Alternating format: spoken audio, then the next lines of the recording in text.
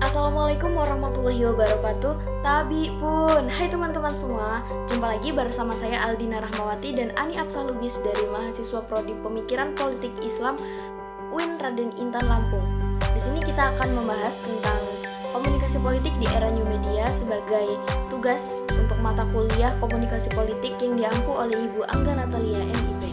Jadi menurut Blamber, mereka menyadari kemunculan di mana media cetak dan penyiaran akan kehilangan tempatnya sebagai saluran utama komunikasi politik pada era baru dengan melimpahnya informasi gitu. Nah, selanjutnya jadi informasi dan berita politik dapat disebarkan melalui komputer.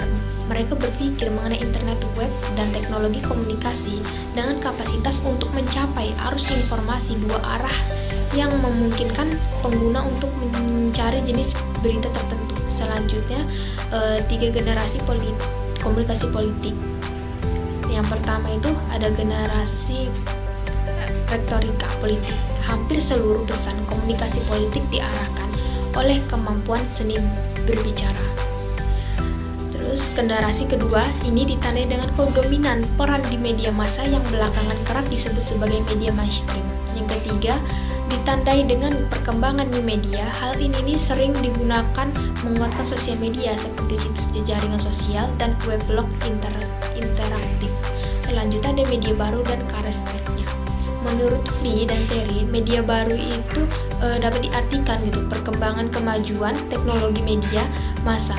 Jadi pemikiran dasar new media itu sendiri adalah untuk menggabungkan keunikan dari digital media dengan pemakaian media internasional untuk mengadopsi teknologi new media.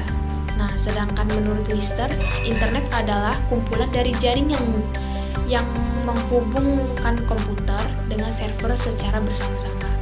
Sedangkan karakteristiknya, multimedia dapat kita pahami sebagai medium dan beragam bentuk konten yang meliputi perpaduan teks, audio, image, anime, video, dan bentuk konten interaktif. Sementara kemungkinan itu seseorang itu kan membuat pesan mereka sendiri, mempublikasikan konten mereka atau terlibat dalam interaksi online. Selanjutnya ada sejarah internet. Internet pertama kali dibentuk pada tahun 1969 oleh proyek lembaga ARPA dengan nama ARPANET dari Departemen Pertahanan Amerika Serikat. Nah, jadi penggunaan internet itu mulai digunakan pada tahun 82 dengan total 1000 komputer yang berhubung. Semakin tahun komputer yang terhubung semakin banyak hingga pada tahun 86 diperkenalkan sistem yang mempunyai fungsi gitu. Beragamannya pemberian nama dominan yang dikenal dengan dominant name system. Selanjutnya, internet sebagai saluran politik. Apa sih internet sebagai saluran politik itu? Jadi, internet itu merupakan suatu ruang publik di mana orang-orang itu menggunakannya untuk membaca, untuk belajar, juga untuk mengekspresikan opini-opini yang mereka miliki. Terutama opini dalam politik ya. Jadi, karena itu, internet juga menghubungkan politisi, rakyat, masyarakat, aktivis, dan semua yang berhubungan dengan politik. Pengaruhnya sendiri di Indonesia, paling tidak kita mengidentifikasi adanya 4 faktor. 4 faktor yang berpengaruh terhadap semakin intensifnya penggunaan internet dalam komunikasi politik yang ada di Indonesia. Yang pertama, internet itu menjadi salah satu media baru yang revolusioner di dunia karena internet merupakan sebuah perkawinan antara media cetak, audio, video, juga menawarkan komunikasi dalam dua arah. Pengaruh yang kedua, Indonesia itu juga terpengaruh oleh dinamisasi penggunaan internet yang terjadi di Asia. Bisa kita lihat dan buktikan sendiri bahwa sekarang ini banyak sekali masyarakat Indonesia, rakyat Indonesia yang aktif di sosial media. Yang ketiga, pertumbuhan internet di Indonesia ini sangatlah cepat. Bisa kita lihat bahwa setiap tahunnya pengguna internet itu semakin bertambah. Bahkan anak-anak di usia muda ini sudah lekat sekali dengan yang namanya internet, gadget. Jadi semakin banyak orang yang bisa mengakses internet, semakin mudah pula untuk kita mendapatkan informasi tentang politik, kemudian dunia pemerintahan, dan aktivis-aktivis juga politisi-politisi juga semakin mudah untuk berkomunikasi dengan adanya internet ini. Jadi ini yang dinamakan internet sebagai saluran politik. Internet yang digunakan untuk melaksanakan aktivitas politik. Internet di Indonesia sering digunakan sebagai sarana untuk berkampanye, kemudian untuk menyalurkan komunikasi politik. Dengan cara bagaimana? Dengan cara membuat website, kemudian menyebarkannya di platform sosial media seperti WhatsApp, Facebook, kemudian ada juga Instagram. Bahkan YouTube pun sekarang sudah banyak dipenuhi oleh berita-berita politik. Mulai dari propaganda, kemudian skandal-skandal tentang politik, kemudian ada juga tentang baiknya kepemimpinan kita. Semuanya bisa dengan mudah kita dapatkan melalui internet. Karena sifatnya internet ini yang sangat global, luas, dan mudah diakses oleh seluruh manusia, maka banyak sekali politisi-politisi yang mengambil peran di dalam meningkatnya eranya media ini dengan memanfaatkan media sosial dan jejaringnya. Next, ada juga nih tipologi pengguna internet untuk kepentingan politik. Yang pertama itu ada yang namanya diseminator. Contohnya nih, seperti isu harian yang ada di internet, kemudian isu-isu strategis dan juga isu jangka panjang. Kemudian ada juga yang namanya sharing dan connecting, untuk kita men-sharingkan informasi politik yang kita miliki dan menghubungkannya kepada manusia yang lain atau komunikator yang lain. Kemudian ada juga diseminasi dan literasi, seperti menyalurkan pemikiran, ideologi, doktrin, sikap, dan lain-lain. Kemudian ada yang namanya publish atau orang yang menyebarkan isu personalnya melalui sebuah lembaga, atau mereka bisa mempromosikan eksistensi dirinya, juga merekonstruksi citra yang mereka miliki. Kemudian internet juga biasa digunakan sebagai propagandis atau propaganda. Jadi di sini untuk menyebarkan sebuah isu strategis, delegitimasi atau legitimasi yang dimiliki oleh aktivis atau politisi-politisi, dan juga membuat partisipasi aktif atau pasif. Kemudian ada yang namanya hacktivis. Hacktivis ini bisa melalui isu-isu yang mungkin agak sedikit sensitif, kemudian perlawanan terhadap rezim kekuasaan politik dan ekonomi, juga meretas atau membobol informasi yang sangat rahasia. Biasanya digunakan oleh orang-orang yang memiliki kepentingan untuk menjaga keamanan dan berhubungan dengan aktivitas politik. Jadi intinya sosial media ini sangatlah bisa dibilang baik tergantung penggunaannya, juga bisa buruk tergantung siapa yang menggunakannya.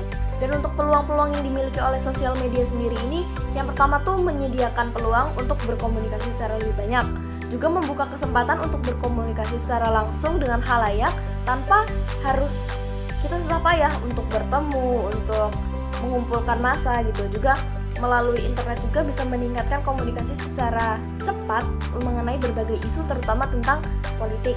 Kemudian dengan adanya blog atau sosial media ini, komunikasi yang kita salurkan bisa lebih global dan semua orang bisa mengaksesnya. Dan media baru ini juga memungkinkan sebuah organisasi untuk memperoleh data atau informasi secara cepat, akurat, tergantung bagaimana cara kita memilah dan memilihnya, tentang bagaimana pendapat publik, kemudian bagaimana respon publik terhadap sebuah organisasi tersebut. Nah, terlepas dari banyaknya sisi positif yang bisa kita ambil dari internet, ada juga nih peluang dan tantangan dari komunikasi politik di era new media, terutama melalui internet. Jadi sebuah hal itu dalam praktiknya itu muncul juga sejumlah tantangan, terutama dalam pengimplementasian internet sebagai ruang publik yang efektif. Yang pertama itu menyangkut aksesibilitas internet ya. Jadi harus diakui kalau misalnya akses terhadap internet ini masih belum merata lewat sosial media. Kenapa? Karena masih ada daerah-daerah yang terpencil, terpelosok, kemudian sedikit susah untuk mendapatkan sinyal internet. Selanjutnya, masih ada juga orang-orang yang gaptek atau gegap teknologi, jadi belum bisa menggunakan gadget dan alat-alat yang berkaitan dengan internet juga sosial media. Dan yang paling miris, di internet itu ada juga beberapa berita-berita hoax atau berita-berita yang menggiring opini ke arah yang tidak baik, padahal berita itu belum tentu benar adanya. Dan ketika kita semakin sering berhubungan dengan internet, media massa, atau kita sering memanfaatkan komunikasi di era new media berdasarkan internet ini, maka kita akan biasanya akan kesulitan untuk berkomunikasi secara langsung atau bersosialisasi secara langsung ketika berhadapan dengan masyarakat atau khalayak banyak. Dan di internet juga, berdasarkan tanggapan-tanggapan yang biasa kita sebut dengan netizen ya, banyak sekali saran-saran, banyak sekali kritik yang masuk, tapi tidak bisa menawarkan solusi gitu. Jadi mereka hanya sekedar berargumen dan mengungkapkan pendapatnya, tapi hanya bukan gitu Dina. Yang nah jadi itu tadi tentang komunikasi politik di era new media berdasarkan penggunaan internet yang sangat banyak di Indonesia. Jadi harapannya untuk kita semua dan untuk kita yang menonton video ini dan belajar video ini, lebih bijaklah dalam menggunakan internet, lebih bijaklah dalam berkomunikasi. Jangan sebarkan isu-isu yang belum jelas kebenarannya, jangan edarkan isu-isu hoax, karena itu bisa merugikan diri kita sendiri dan